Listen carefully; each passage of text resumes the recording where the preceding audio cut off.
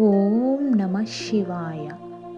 మృత్యుభయాన్ని హరించే మంత్రం, సకల రోగాలను నయం చేసే అమృత వాక్యం, అదే మహామృత్యుంజయ మంత్రం. అసలు ఈ మంత్రానికి ఉన్న శక్తి ఏంటి?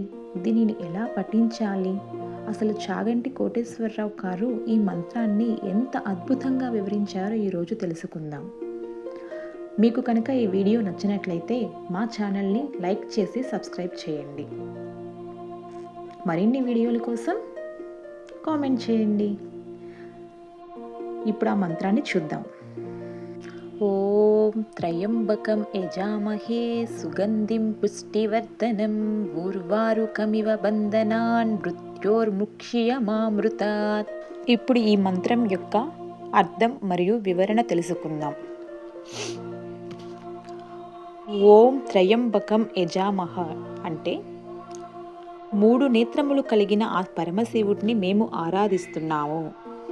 దీని యొక్క వివరణ పూర్తిగా చూద్దాం. ఇప్పుడు చాగంటి గారు చెప్పినట్లుగా శివుని 3 కన్నులు అంటే సూర్య, చంద్ర, అగ్ని స్వరూపాలు. ఈ సృష్టిని నడిపించే శక్తులు ఆయనలో ఉన్నాయని అర్థం. ఆయనను పూజించటం అంటే పరమాత్మను మన హృదయంలో ప్రతిష్ఠించుకోవటం. సుగంధిం పుష్టివర్ధనం అంటే మంచి పరిమళాన్ని, శారీరక మానసిక పుష్టిని ఇచ్చేవాడు. దీని వివరణ ఏంటో ఇప్పుడు చూద్దాం. పువ్వులో సువాసన ఎలాగైతే అంతర్లీనంగా ఉంటుందో భగవంతుడు కూడా ఈ సృష్టి అంతటా అలానే వ్యాపించి ఉన్నాడు. ఆయన అనుగ్రహం ఉంటే మన బుద్ధి వికసిస్తుంది, మన వ్యక్తిత్వం ఒక మంచి పరిమళంలా మారుతుంది అని. ఊర్వారు కమివ బంధనాన్ అంటే దోసపండు ఎలాగైతే తనంతట తానుగా తీగ నుండి విడిపోతుందో. వివరణ చాగంటి గారు ఈ ఉదాహరణని అత్యంత అద్భుతంగా వివరించారు. ఎలాగంటే దోసపండు పక్వానికి రాగానే తీగ దాన్ని వదలదు, పండే తీగను వదిలేస్తుంది. అంటే మనలో జ్ఞానం పెరిగినప్పుడు ఈ సంసార బంధాలు, అశాశ్వతమైన కోరికలు మనల్ని వదలవు, మనమే వాటిని చాలా సులభంగా వదలాలి.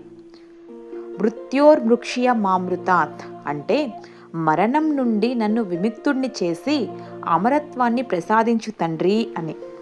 ఇంకా వివరంగా చెప్పాలంటే ఇక్కడ మృత్యువు అంటే కేవలం శరీరం ఆగిపోవటం కాదు, జన్మ మృత్యువు అనే చక్రం నుండి విముక్తి పొందటం, ఆ పరమశివుడు మనకి అమరత్వాన్ని ఇవ్వాలని కోరుకోవటం.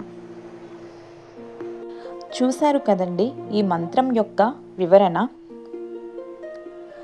ఈ మంత్రం కేవలం భయం పోవటానికి మాత్రమే కాకుండా, నాయనా నాకు జ్ఞానాన్ని ప్రసాదించు, ఈ ప్రపంచ బంధాల నుండి నన్ను దోసపండులా విముక్తి చేసి నీ పాదాల చెంత చేర్చుకో అని ఆ పరమశివుడిని మనము వేడుకోవటం.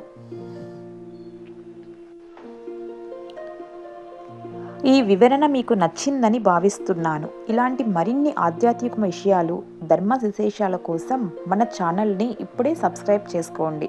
ఈ వీడియోను మీ మిత్రులకు, శ్రేయోభిలాషులకు షేర్ చేసి వారికి కూడా ఈ శివానుగ్రహం అందించండి. నిత్యం భక్తితో ఈ మంత్రాన్ని స్మరించండి. ఆ